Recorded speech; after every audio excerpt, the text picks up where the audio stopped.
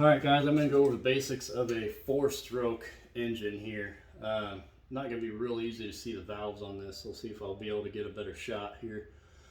But essentially on a 4-stroke, what that is it's the piston makes 4 strokes, 2 up and 2 down, to complete the cycle in the combustion. So you've got an intake, which you'll see when the intake valve opens. Like I said, I'll try to get some shots of the valves actually moving as I spin this thing.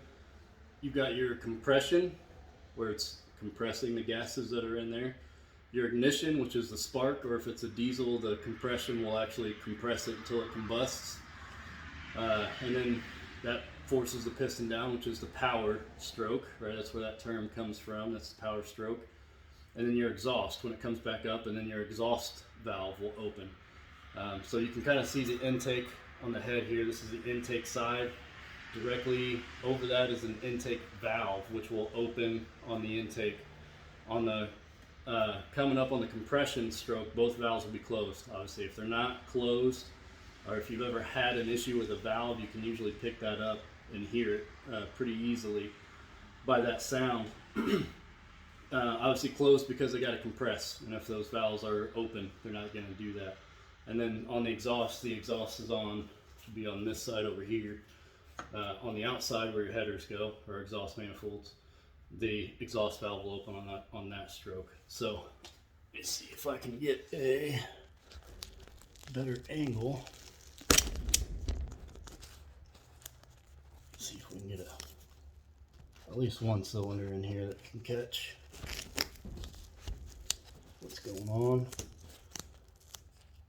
Okay, so as I move this,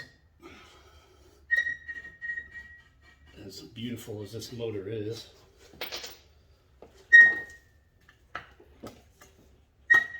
alright, so this exhaust valve is open.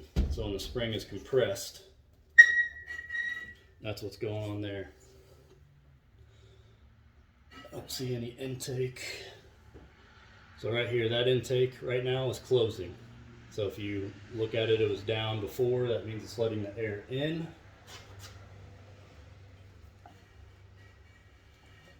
Okay, now we've got some movement back here.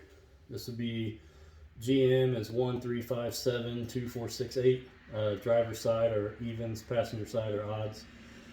So back here on the 7, we've got the exhaust valve opening. So that would be down at the bottom, and the exhaust is going to be coming back up, coming out of that valve there.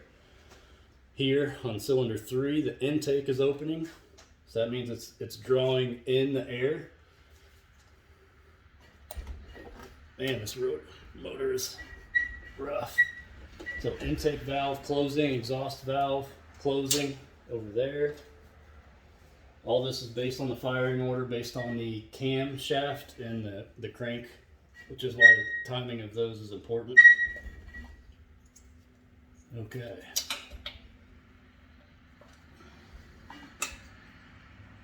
Let's see what other kind of action we can get on this side here. So both of these valves are closed. So remember, we saw the intake, both of them are closed. It was likely somewhere in the combustion phase, and now we've got the exhaust valve starting to open there. So we're almost to coming around to a full cycle on that cylinder. And you can see here, this intake is opening.